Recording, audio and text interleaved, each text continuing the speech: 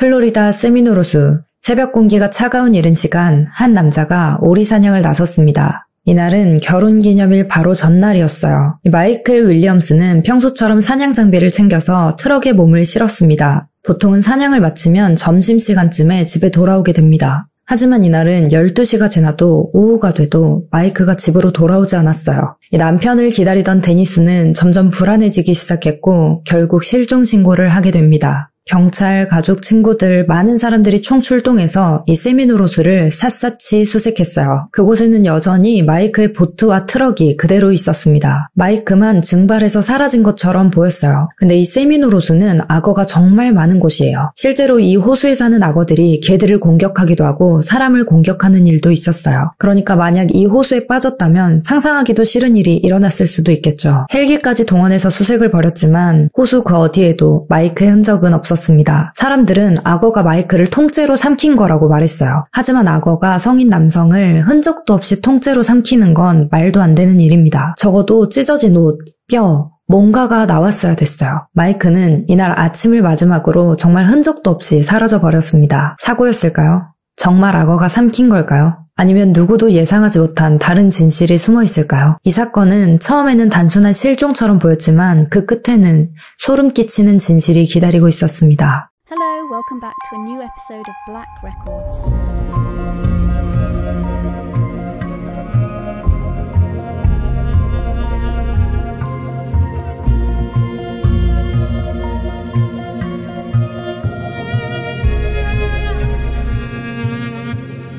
오늘 이야기는 제가 자세히 찾아보면서 정말 경악을 금치 못했던 사건이에요. 특히 이 피해자인 마이크의 인생이 너무 멋지고 좋은 성품을 가지고 있어서 더 안타깝게 느껴졌습니다. 이 사건은 해결되기까지 무려 20년이 넘게 걸린 한 사람의 집착과 노력이 없었다면 억울한 죽음으로 끝날 뻔한 이야기예요. 제리 마이클 윌리엄스는 1969년 10월 16일 플로리다 텔러이시에서 막내로 태어났습니다. 위로는 형이 한 명 있었고요. 부모님은 두 아들을 정말 바르게 키우려고 노력했어요. 물론 모두가 자식을 바르게 키우려고 노력하겠지만 오냐오냐 하지 않고 돈의 소중함이나 인생의 소중함 이런 것들에 있어서 특별히 더 엄격하게 교육했다고 해요. 이 마이크는 아주 어렸을 때부터 동네 슈퍼마켓에서 알바를 했어요. 일을 가는 날에는 항상 새벽 3시에 일어나서 하루를 시작했고 일을 가지 않는 날에는 늘 학교에서 시간을 보냈습니다. 마이크는 어떤 상황에서도 불평하지 않고 늘 긍정적인 태도를 유지했습니다. 부모님은 마이크를 플로리다 크리스천이라는 사립학교에 보냈습니다. 그리고 제 생각에 아마도 마이크는 할 수 있는 최대치의 노력을 다하면서 고등학교 시절을 보낸 것 같아요. 사람들은 마이크를 올 아메리칸 키드라고 했는데 전형적인 모범생, 엄친아 같은 이미지로 보시면 됩니다. 학급 회장을 하면서 풋볼 선수로도 활동하고 똑똑하고 친절하고 잘생겨서 인기가 많았어요. 그리고 학교에서 키클럽이라고 리더십을 키우는 활동도 했습니다. 마이크는 특히 여학생들한테 인기가 많았는데 마이크가 관심 있는 여자는 한 명뿐이었어요.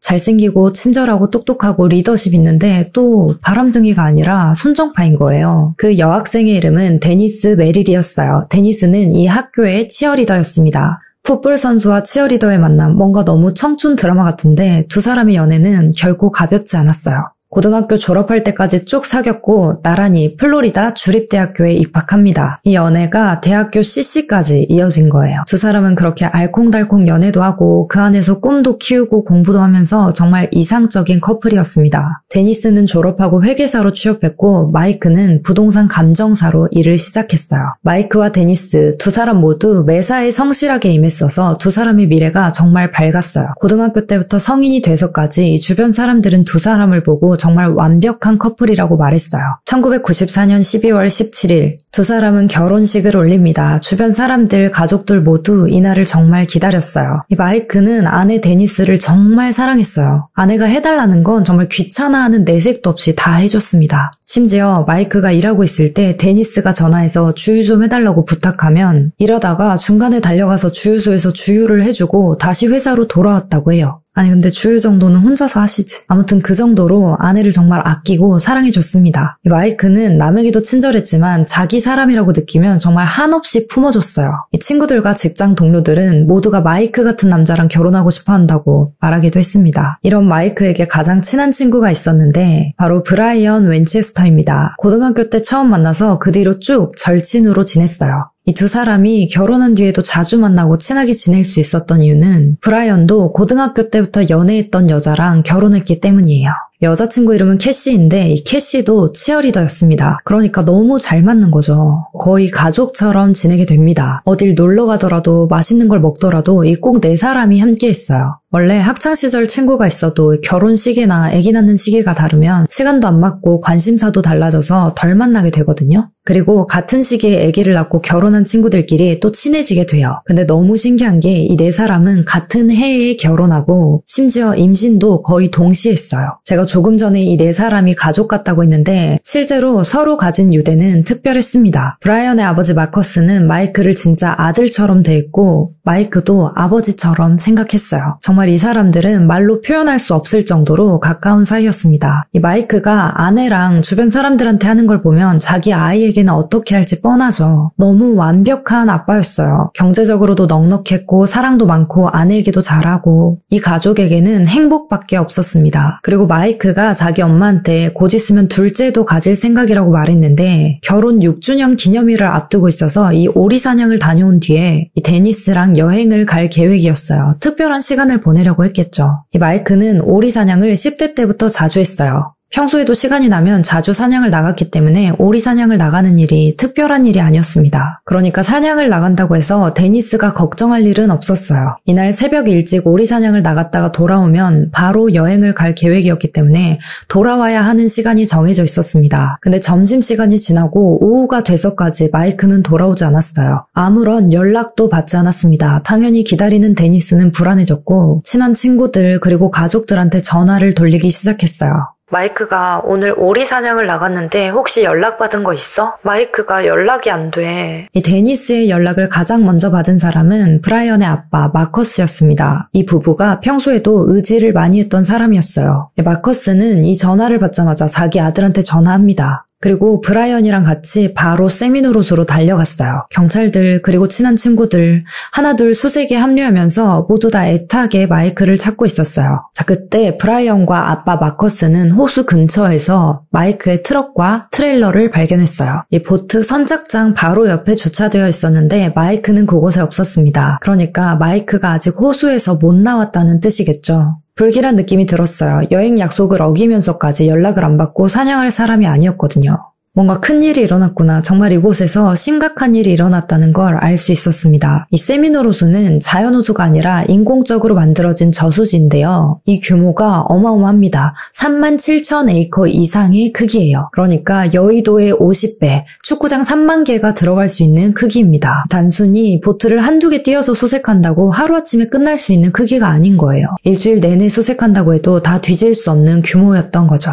그동안 세미노로수에 빠진 사람은 총 79명이었는데 모두 익사해서 사망했습니다. 79명 모두 시체를 찾았어요. 이 마이크를 찾기 위해서 역사상 가장 큰 규모의 수색 작업이 시작됐습니다. 이 마이크가 사라진 그 당일 오후 4시부터 친구들, 가족들, 야생동물 보호위원회, 그리고 경찰들이 공중에 헬기도 띄우고 호수도 샅샅이 뒤지고 수색경까지 투입해서 작업을 시작했어요. 자, 그러다가 밤늦게 브라이언이 또 마이크의 보트를 찾아냅니다. 안타깝게도 그곳에 마이크는 없었어요. 이 보트 안에는 구명조끼 2개, 산탄총, 오리 사냥용 미끼가 있었고 모터가 꺼져 있었는데 연료가 거의 가득 차 있는 상태였습니다. 연료가 가득 차 있다는 건 사냥을 나간 지 얼마 안 돼서 일이 벌어졌다는 뜻이겠죠. 이 시점에서 수색팀은 마이크가 보트를 본 지 얼마 안 돼서 뭔가에 부딪혔고 그대로 튕겨져 나가서 물에 빠졌을 것이다 라고 결론지었어요. 이때 당시 호수의 기온은 영하 6도까지 내려갔고요. 만약에 사냥 나간 지 얼마 안 돼서 물에 빠졌고 여전히 물에 있었다면 이 낮은 온도에서 생존하는 건 거의 불가능에 가까웠습니다. 그리고 영상 첫 부분에서 말한 것처럼 이 호수에는 악어들이 정말 바글바글했어요.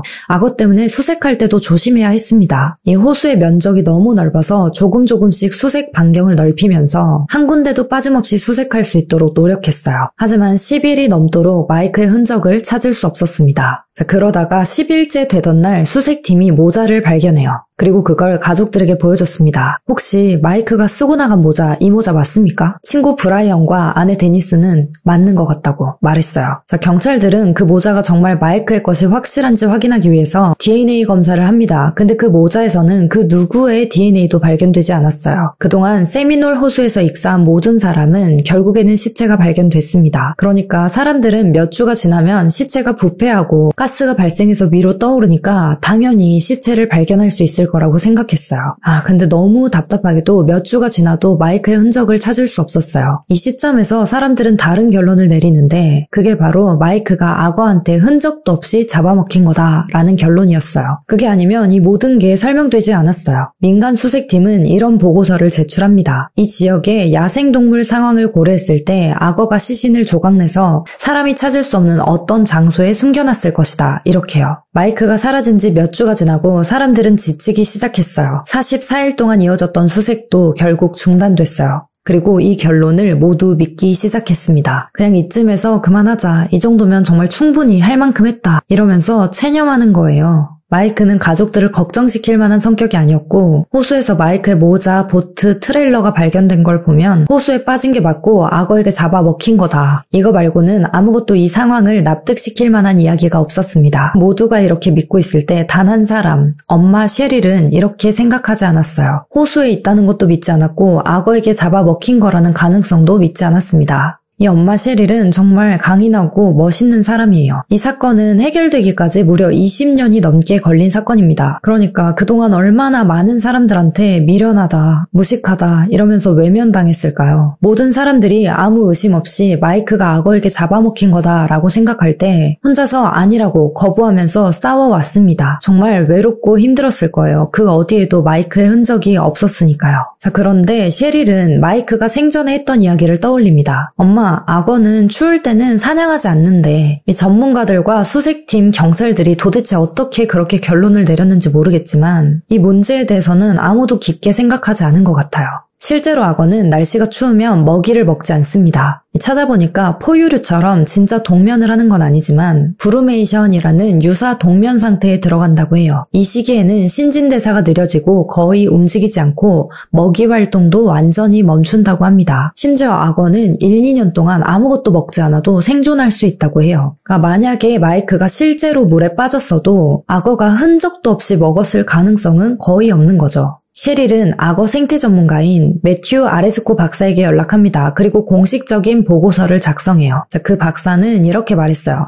악어는 추운 겨울에는 먹이를 먹지 않습니다. 왜냐면 물의 온도가 떨어지기 때문이죠. 물이 차가워지면 악어의 대사 활동이 느려지고 자연스럽게 먹이 활동을 멈추게 되는 거예요. 그리고 악어는 누군가를 죽이면 항상 법의학적 증거가 남습니다. 악어가 추운 겨울날 흔적도 남기지 않고 사람을 먹는 일은 없습니다. 만약 정말 악어가 마이크를 먹었다면 옷 조각, 신체 일부, 뼈, 살점 뭐라도 증거가 남았어야 되는데 그 호수에서 발견된 건 마이크의 보트 그리고 마이크의 것인지 확실하지 않은 모자가 전부였어요. 엄마 셰릴은 이 모든 것들을 전단지로 만들어서 거리에 나가서 전단지를 뿌리고 피켓까지 들고 사람들한테 사실을 알리려고 정말 노력했어요. 제 아들 마이크는 호수에 빠져서 익사한 게 아닙니다. 악어에게 잡아먹힌 것도 아니에요. 이 수사가 계속해서 진행될 수 있도록 도움을 달라고 외쳤는데 사람들은 셰릴을 그냥 아들의 비극적인 죽음을 받아들이지 못하는 미친 할머니 정도로 생각했어요. 셰릴이 마이크 죽음에 대한 진실을 끝까지 파헤치는 동안 아내 데니스는 점점 지쳐가고 있었어요. 데니스는 이 일을 그냥 비극적인 사고로 받아들였습니다.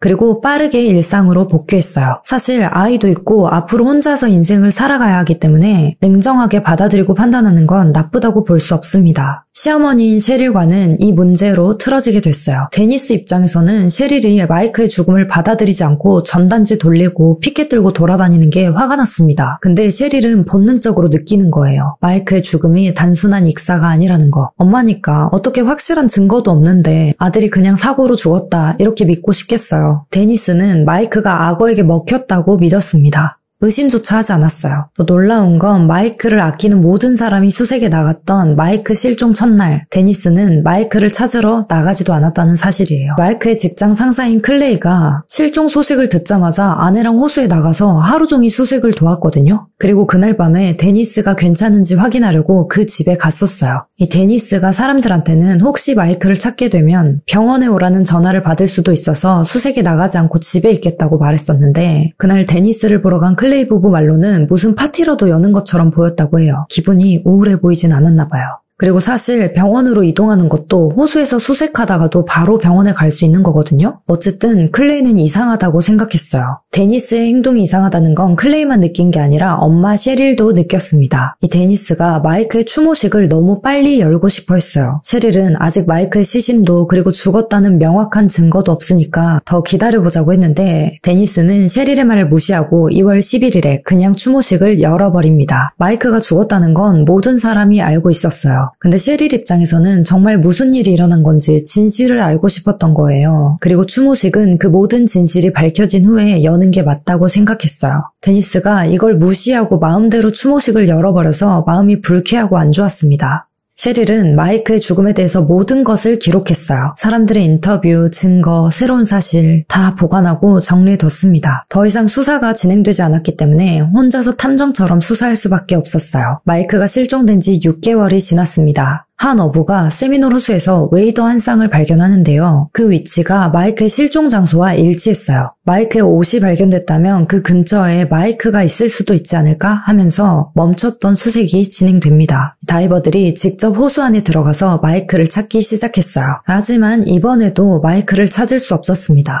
그래도 그 방수복이 마이크의 것이라는 건 확실했어요. 그 안쪽 주머니에서 마이크의 사냥 면허증이 나왔거든요. 여기서 이상한 점은 마이크가 사라진 지 6개월 만에 호수에서 그 옷이 발견됐다면 면허증도 옷도 물속에 오래 있었던 것처럼 보여야 되는데 전혀 그렇게 보이지 않았습니다. 이 면허증에 있는 서명이 방금 막 물에 건진 것처럼 선명했고, 이 웨이더 작업복도 6개월 동안 물에 있었으면 익히나 뭔가가 붙고 미끌미끌하고 지저분해졌을 텐데 깨끗했습니다. 그리고 안에 있던 손전등도 여전히 작동이 됐어요. 말도 안 되죠. 마치 누군가가 보관하고 있다가 이쯤에 발견되게 해야겠다 하면서 증거를 조작한 것처럼 보였어요. 이건 확실히 이상했습니다. 마이크의 죽음을 누군가가 조작했을 수도 있겠다라고 의심할 만한 포인트였어요. 근데 놀랍게도 수사관들은 이런 상식을 받아들이지 않기로 결정합니다. 오히려 이 발견을 마이크가 익사했다는 증거로 사용했어요. 사람들도 그냥 이제 옷까지 발견됐구나. 정말 마이크가 그 호수에서 죽었나 봐 라고 생각하고 말았습니다. 셰릴은 모든 증거를 혼자 모으고 싸워야 했어요. 상식적으로 마이크가 그 호수에 빠졌고 악어한테 잡아먹혔다는 건 말도 안 되는 소리였어요.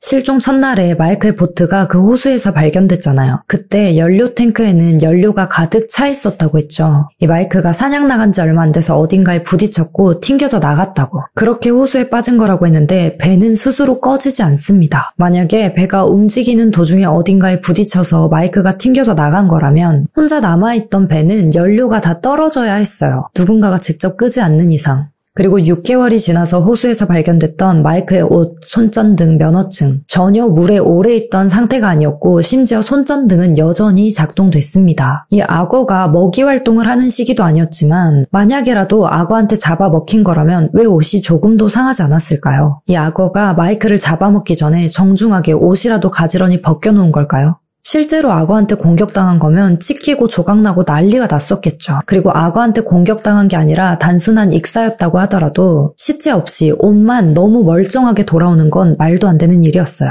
이 수사관들 중에 한 사람이 만약에 마이크의 시신이 썩어서 사라진 거라면 이 옷 안쪽에서 시체 썩은 냄새가 나지 않을까 하고 냄새를 맡아보기로 해요. 근데 그냥 호수 물 냄새뿐이었습니다. 이 시체 부패하는 냄새가 진짜 심한 거 안 맡아봤지만 아시잖아요. 하지만 발견된 마이크의 옷에서는 그냥 호수 물 냄새만 났습니다. 이 모든 증거에도 사람들은 진실을 알고 싶어 하거나 파고들지 않고 그냥 불쌍한 마이크 이렇게 생각하고 말았어요. 자, 셰릴은 곰곰이 생각합니다. 모든 증거가 마이크의 죽음이 사고가 아니라고 말하고 있었어요. 그렇다면 누가 마이크를 죽이려고 할까? 머릿속에 데니스가 생각나는데 믿고 싶지 않았어요. 왜냐면 연애 때부터 시작해서 결혼 내내 두 사람이 정말 행복한 가정을 꾸리고 있다고 믿었고 마이크도 진심으로 행복해했었거든요. 주변 사람들이 다 이 부부를 부러워했고 이상적인 가족으로 생각했었잖아요. 그런데 데니스가 남편 마이크를 죽일 이유가 있었을까요? 경제적으로도 넉넉했고 부부싸움도 거의 없었습니다. 그리고 둘째를 가질 준비를 하고 있었어요. 데니스가 마이크를 죽였다는 건 아무리 생각해도 납득이 되지 않았습니다. 호수에서 마이크의 옷이 발견된 지 일주일이 지났어요. 데니스는 마이크의 생명보험금을 탔습니다. 175만 달러, 한화로는 24억이에요. 원래 사망보험금은 남은 가족들이 살아갈 수 있도록 마련되는 돈이 맞습니다. 싱글맘이 된 데니스가 앞으로 아이를 혼자 키워야 되기 때문에 남편의 사망보험금을 타는 건 이상한 일이 아니었어요. 하지만 한편으로는 데니스가 너무 빨리 사망보험금을 탔다는 의견이 있었습니다.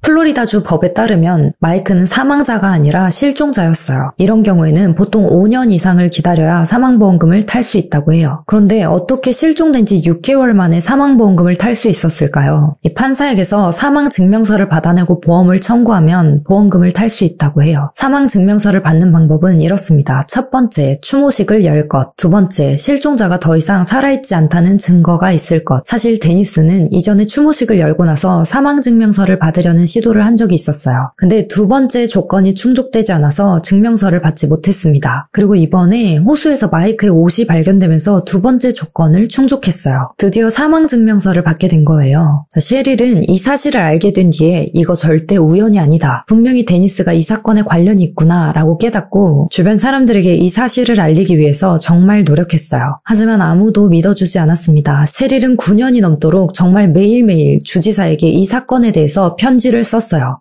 안타깝게도 정말 단 한 번도 응답을 받지 못했습니다. 법이 셰릴과 마이크의 죽음을 외면했지만 언론사는 셰릴을 외면하지 않았어요. 꽤 흥미롭게 들렸거든요. 사망증명서가 발견된 지 한 달이 지난 시점부터 지역 뉴스에서 이 사건을 다루기 시작합니다. 우리나라도 뭔가 사건이 일어났을 때 아무 정의도 이루어지지 않다가도 공론화되면 해결되는 경우가 있잖아요. 아쉽게도 수사가 진행되진 않았지만 이 사건이 잊혀지지 않도록 만드는 데는 도움이 됐습니다. 데니스가 이 뉴스를 보고 너무 화가 나서 셰릴한테 전화를 걸었어요. 그리고 셰릴을 협박하고 위협했습니다. 한 번만 더 헛소리하면 죽을 때까지 네 손녀딸 못 볼 줄 알아. 이 손녀딸을 못 보게 된다는 사실에 너무 괴롭고 힘들었지만 셰릴은 포기하지 않았어요. 이 사건을 끊임없이 다시 조명시키고 사람들한테 말했습니다. 그리고 그런 노력 끝에 2004년 플로리다 법 집행부는 셰릴을 만나요. 처음에는 셰릴이 하도 몇 년 동안 매달리고 애원해서 그냥 이야기 들어주고 위로의 말을 건네고 돌려보낼 생각이었습니다. 근데 셰릴이 정말 수십 년간 깔끔하게 모아온 모든 증거와 정황, 27페이지 분량의 보고서로 정리해서 온 거예요. 그걸 찬찬히 들여다봅니다. 근데 보다 보니까 정말 이 사건에는 설명되지 않은 이상한 부분이 많았어요. 그래서 결국 이 사건을 다시 한번 조사해보기로 합니다. 당시 이 사건을 조사했던 잭슨은 셰릴을 만나고 처음으로 이 사건이 실종이 아니라 범죄일 수도 있겠다라고 느꼈어요.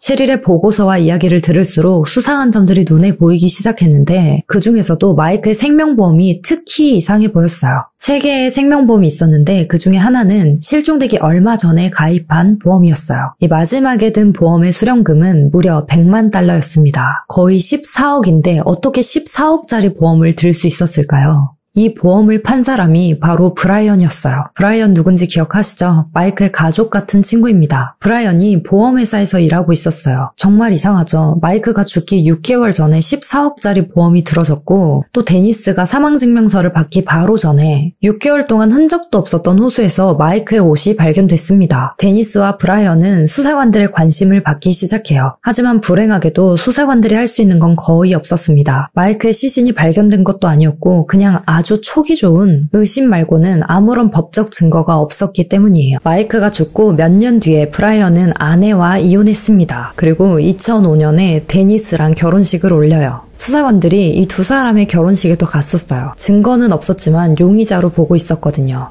이 데니스와 브라이언의 결혼은 주변 사람들의 눈에도 좋아 보이지 않았습니다. 그래서 이쯤에 슬슬 사람들 사이에서 마이크의 실종이 이 부부랑 관련된 거 아니냐고 그런 소문이 돌기 시작했어요. 두 사람이 결혼하고 나서 수사관들은 제일 먼저 데니스를 조사합니다. 데니스는 정말 차갑고 건조하고 아무런 감정도 느끼지 못하는 사람처럼 보였어요. 그냥 수사관들이 알고 있는 내용만 반복적으로 말했습니다. 반면에 브라이언은 더 많은 이야기를 했어요. 마이크가 실종됐던 날 어디서 뭐하고 있었나요? 라고 수사관들이 물었어요. 브라이언은 원래 그날 시아버지랑 사냥을 가려고 했는데 늦잠 자서 못 갔습니다. 라고 대답했어요. 수사관들은 브라이언이 거짓말하고 있다는 사실을 알고 있었습니다. 브라이언은 몰랐겠지만 그날 호수에서 브라이언을 본 목격자가 있었거든요. 이 브라이언이 모르고 있던 사실이 하나 더 있었어요. 수사관들이 전처인 캐시와도 이야기하고 있었다는 사실이에요. 캐시는 마이크가 죽기 몇 년 전부터 브라이언이랑 데니스가 불륜 관계였다고 생각했어요. 심지어는 결혼 전에도 두 사람의 관계가 의심스러웠다고 말했습니다. 그리고 마이크가 사라졌던 그날 브라이언이 아침 일찍 나갔고 늦은 오후가 돼서 돌아왔다고 수사관들에게 말했어요. 이전에 브라이언은 수사관들한테 그날 늦잠 자서 사냥에 못 나갔고 집에 있었다고 했잖아요. 거짓말을 하고 있다는 게 명백해졌습니다. 하지만 그게 마이크를 죽였다는 증거가 되지는 못했어요. 수사관들은 데니스와 브라이언 두 사람 중 한 사람이 무너지기만을 기다리는 수밖에 없었습니다. 2007년 브라이언이 갑자기 전처인 캐시한테 전화를 걸었어요. 할 말 있으니까 좀 만나. 이 시기에 캐시는 이미 수사관들과 협력하고 있었습니다. 그래서 이 사실을 알리고 도청장치를 착용하고 브라이언을 만나러 갔어요.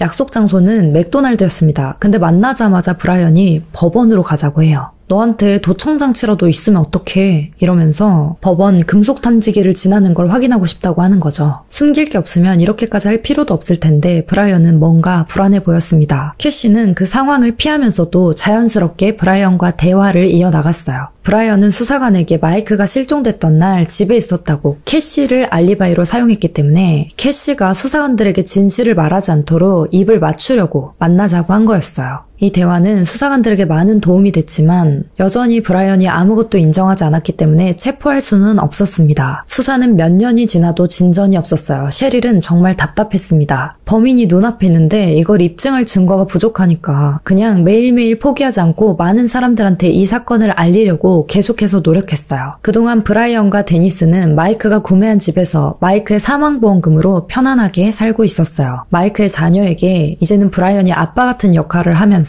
자기들만의 낙원을 꾸려나갔습니다. 이걸 보고 있는 셰릴의 마음이 어땠을까요? 진짜 속이 타들어갔겠죠. 자, 근데 불륜을 할 때는 나한테 배우자가 있는 상태에서 상대방이 좋은 점만 보니까 내 배우자보다 저 사람이 낫다 하면서 좋아 보였겠지만 불륜의 상대가 가족이 되면 또 마찬가지겠죠. 만족할 수 없어요. 매일매일 붙어있으면서 보기 싫은 모습도 보게 되고 싸움이라도 일어나면 내가 이런 사람이랑 살려고 그런 짓을 저질렀나? 이런 마음도 들 거예요. 7년이 지나서 2012년 브라이언과 데니스의 관계는 문제가 생기기 시작했어요. 이 브라이언이 성중독자였거든요. 그리고 이런 문제로 데니스와 자주 부딪혔습니다. 이 브라이언은 데니스를 위해서 치료도 받고 데니스의 마음을 돌리기 위해서 노력했어요. 하지만 시간이 흘러서 또 포르노 그리고 매춘부에 손을 댔고 데니스는 폭발했습니다. 데니스는 이혼하고 싶었어요. 그래서 브라이언의 문자도 안 받고 전화도 씹고 연락을 모두 차단했습니다. 근데 브라이언은 포기하지 않고 계속해서 집착하고 연락했어요. 2016년 8월 어느 날 아침 데니스가 출근하려고 차에 올라탔어요. 출발해서 여동생한테 전화를 걸고 있었습니다. 근데 이 뒤에서 이상한 기운이 느껴지는 거예요. 누가 있는 것처럼. 그리고 그때 뒷좌석에서 누가 숨어있다가 튀어나와서 머리에 총을 겨누고 옆좌석으로 왔습니다. 브라이언이었어요. 데니스는 여동생한테 전화가 걸렸는지 안 걸렸는지 모르는 상태에서 다급하게 살려달라고 외쳤습니다. 브라이언이 곧바로 핸드폰을 낚아챘어요. 그리고 데니스를 세게 잡아당기면서 욕하면서 막 소리쳤습니다. 여기서 유턴해. 내 말 안 들려? 데니스는 직진했어요. 자, 브라이언이 다시 한번 머리에 총을 겨누면서 여기서 차 안 돌리면 진짜 쏴버릴 거야 라고 했어요. 그때 데니스의 눈에 방수포와 표백제가 보였어요.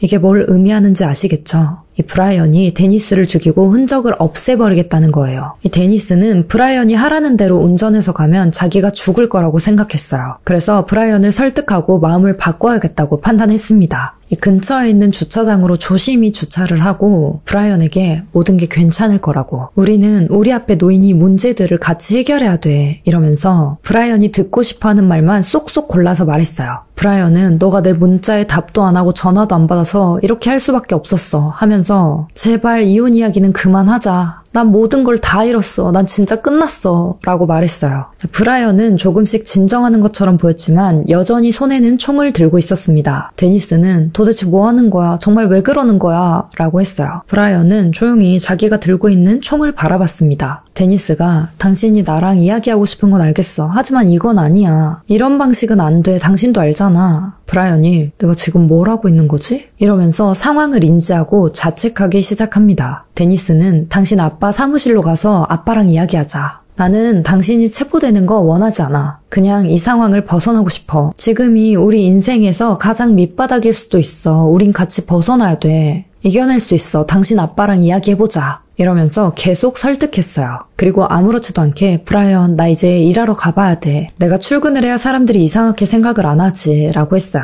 그리고 그 방법이 통했습니다. 브라이언은 데니스의 말을 믿었어요. 데니스는 직장으로 전화해. 그럼 내가 내려올게. 나랑 같이 아빠 만나러 가자. 경찰에는 신고 안 할게. 내가 약속해. 100번이라도 약속할 수 있어. 이 말을 듣고 브라이언이 방수포랑 표백제를 챙겨서 내렸어요. 그리고 데니스는 바로 경찰서로 달려갑니다. 15년 만에 처음으로 자발적으로 경찰서에 온 거였어요. 수사관들은 약간의 희망을 품었어요. 어쩌면 용의자들 중에 한 사람이 먼저 사실을 털어놓을 수도 있겠다. 하지만 데니스는 완강했습니다. 브라이언이 그렇게까지 했는데도 마이크 사건에 대해서는 꿈쩍도 하지 않았어요.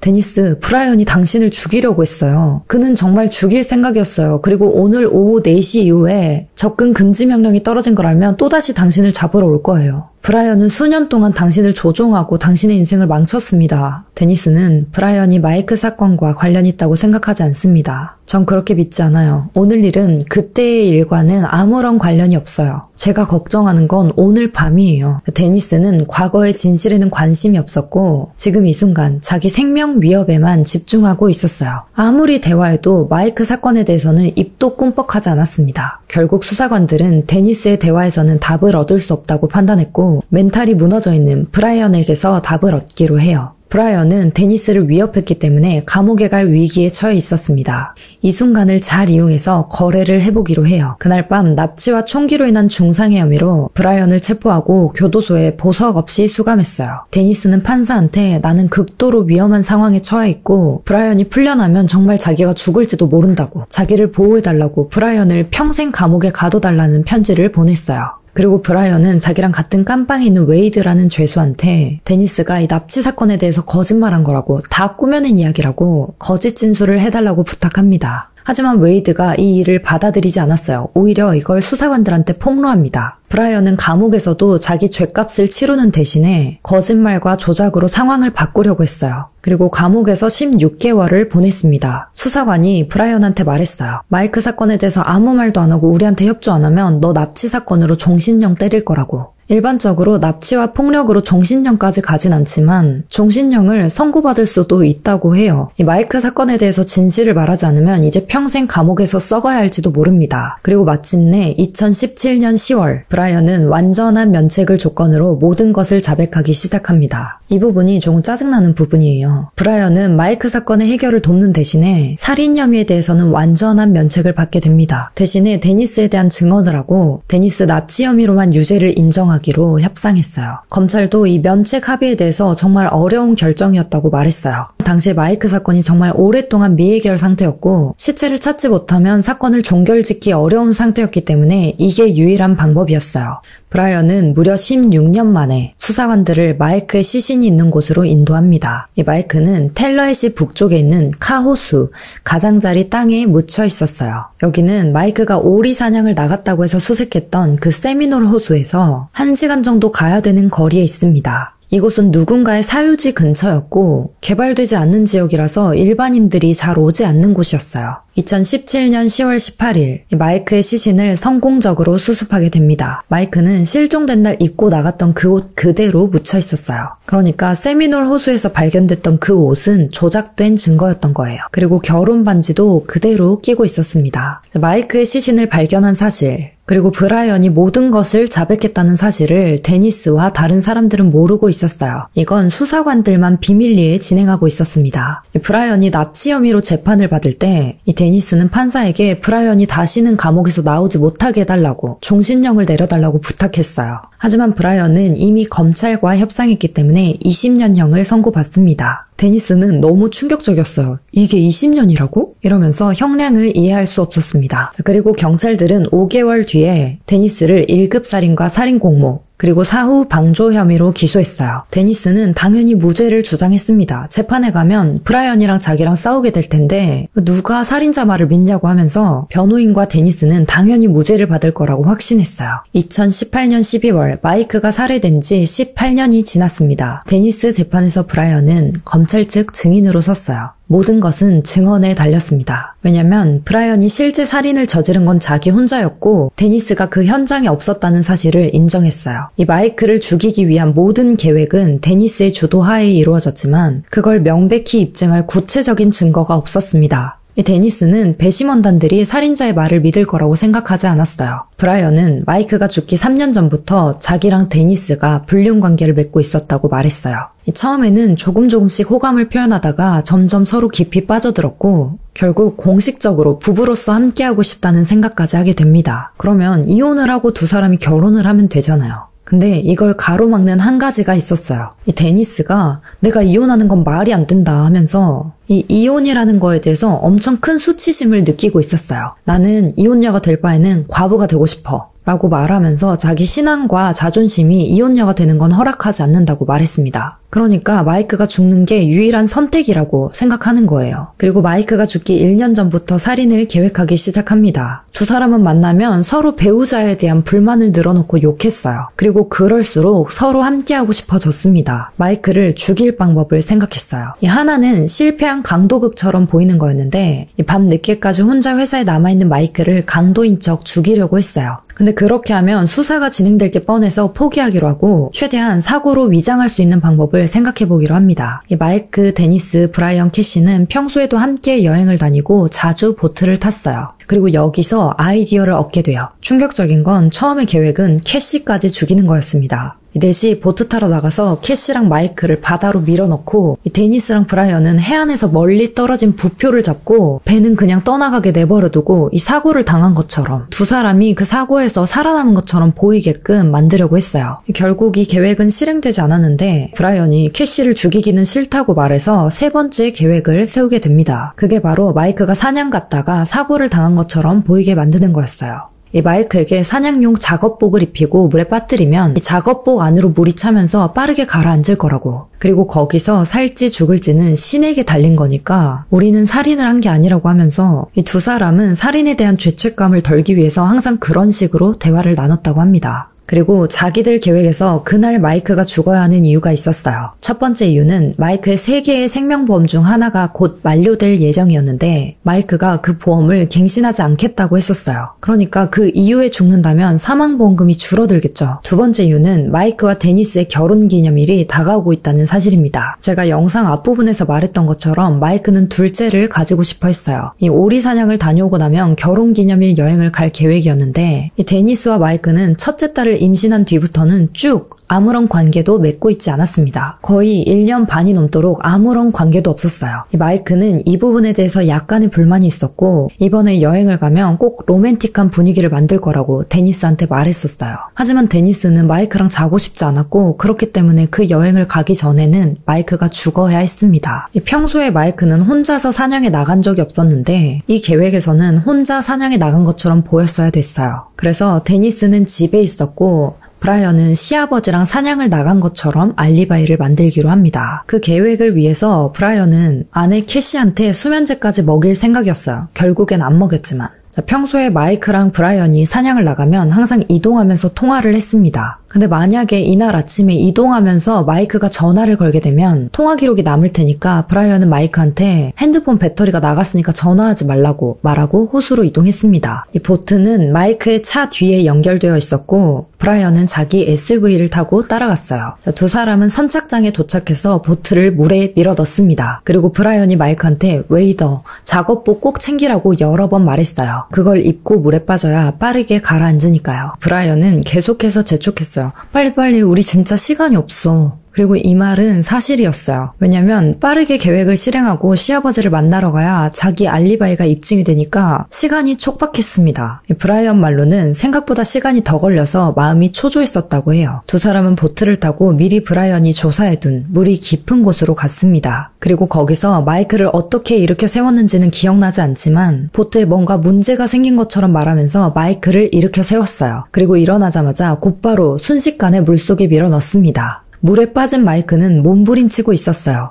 이 브라이언은 혹시라도 마이크가 보트 위로 다시 올라올까봐 보트를 운전해서 조금씩 뒤로 가고 있었습니다. 처음에는 마이크가 물에 빠져서 허우적대고 있는 줄 알았는데 자세히 보니까 마이크가 웨이더랑 자켓을 벗고 있는 거예요. 그리고 필사적으로 헤엄치더니 근처에 있는 나무까지 하나를 잡았어요. 브라이언은 식은땀을 흘립니다. 너무 당황스럽고 모든 게 생각처럼 되지 않았어요. 이 마이크는 주변에 누군가가 듣길 바라는 마음으로 살려달라고 소리치기 시작했어요. 브라이언은 보트를 빨리 마이크가 있는 쪽으로 이동시킵니다. 그리고 가지고 있던 총을 장전해서 마이크를 쐈어요. 차마 마이크를 보기가 힘들어서 눈을 꼭 감고 쐈다고 해요. 마이크가 정말 얼마나 혼란스럽고 배신감이 들고 공포스러웠을까요? 진짜 내가 가족처럼 생각했던 누군가랑 좋아하는 취미를 하다가 그 사람이 갑자기 이유도 없이 나를 죽이는 거예요. 아무도 없는 곳에서. 너무 순식간에 일어난 일이라서 마이크가 그 모든 상황을 이해하지 못한 채 죽었을 수도 있습니다. 브라이언은 마이크의 죽은 시신을 보트로 끌어올렸고 자기 차까지 이동합니다. 그리고 그때는 이미 시아버지와의 약속 시간이 훨씬 지나 있었어요. 그래서 빠르게 다른 알리바이를 생각해냅니다. 캐시가 잠에서 깨기 전에 빨리 집으로 돌아가야 했어요. 차에 죽은 마이크의 시신을 태운 채로 집에 들어가서 캐시를 깨우면서 말했어요. 나 늦잠 잤어. 사냥은 못 나갈 것 같아. 나 걔 데리고 잠깐 산책하고 올게. 이렇게 말하고 얼른 차로 돌아갔어요. 근데 차가 경사진 곳에 주차돼 있었는데 그 밑으로 피가 뚝뚝 흐르고 있는 거예요. 브라이언은 다급하게 호수를 가지고 와서 마당을 청소하기 시작합니다. 그리고 어디에 묻지 하면서 고민했어요. 그때 머릿속에 가까우면서 외진 곳 카 호수가 생각났습니다. 근데 급하게 가느라 이 시신을 묻을 도구를 아무것도 챙기지 않은 거예요. 그래서 가는 길에 가게에 들려서 방수포, 삽, 그리고 무게추를 구매했어요. 카호수에 가서 땅을 파기 시작합니다. 억지로 물 수위가 낮은 곳을 골랐는데 거기에 묻어두고 언젠가 물이 차면 영원히 마이크가 물에 묻힐 거라고 판단했기 때문이었어요. 당시에는 그 호수가 거의 말라 있었거든요. 한참 땅을 파고 있는데 저 멀리서 차 한 대가 오는 걸 발견합니다. 브라이언은 완전히 공포에 휩싸였어요. 그때 이 범죄가 발각되구나 라고 생각했대요. 하지만 아주 운이 좋게도 그 차가 멀리에서 지나갔고 그렇게 몇십 년이 지나도록 아무런 일이 일어나지 않았습니다. 지금도 면책권을 받고 이 살인에 대해서 조금도 처벌받지 않게 됐어요. 너무 억울하고 화나는 일이지만 이 면책권이 없었다면 마이크의 시신을 못 찾았을 수도 있어요. 재판은 3일간 진행됐습니다. 배심원단은 데니스의 생각과는 달리 유죄를 선고했고 가석방 없는 종신형을 선고받게 됐어요. 이 소식을 듣고 가장 안도했던 건 셰릴이었습니다. 이 마이크는 죽었지만 적어도 한 명은 죗값을 치르게 됐으니까요. 근데 정말 이 사건의 범인들이 이기적인 게 2019년 데니스가 유죄 판결을 뒤집기 위해서 항소를 제기합니다. 이 재선고 재판에는 데니스와 마이크의 딸, 이제는 다 커버린 딸이 증언대에 섰어요. 이 딸은 엄마가 아빠의 살인에 관여했다고 생각하지 않는다고, 이 감옥 생활이 엄마의 신체적, 정신적 건강에 해로운 영향을 끼칠까봐 걱정된다고 하면서 관대한 처분을 내려달라고 요청했어요. 이 부분에 대해서는 잘했다 잘못했다 판단하고 싶지는 않아요. 이 딸은 부모님을 모두 잃고 오랫동안 진실을 모른 채 살았습니다. 엄마랑만 지내면서 많은 부분을 오해하고 있을 수도 있어요. 어쨌든 가장 힘든 상황을 겪는 사람 중에 하나입니다. 데니스는 1급 살인 혐의와 사후 공범 혐의에 대한 초기 판결을 뒤집고 살인 공모 혐의만 인정돼서 종신형이 아닌 30년형을 선고받게 됐어요. 그 누구도 이 살인에 대해서 합당한 처벌을 받지 않았습니다. 셰릴은 드디어 20년 만에 마이크의 장례를 치를 수 있게 됐어요. 모두가 사고사라고 했을 때 포기하지 않고 끝까지 아들의 사건을 추적했던 셰릴이 아니었다면 이 사건은 그냥 잊혀졌을지도 몰라요. 그리고 어딘가에서 또 다른 누군가가 이런 억울한 죽음을 당하고 잊혀지고 있을 수도 있습니다. 실제로 실종 사건이 정말 많다고 해요. 개인적으로 이 사건에 대해서 더 많은 정의가 이루어졌으면 좋았을 것 같다는 생각이 듭니다. 여러분들은 어떻게 생각하시나요? 댓글로 여러분의 생각을 남겨주시면 좋을 것 같아요. 오늘 제가 준비한 이야기는 여기까지입니다. 오늘도 끝까지 시청해주셔서 정말 감사합니다. 저는 다음 이야기로 또 찾아올게요. 그때까지 모두 안전하세요.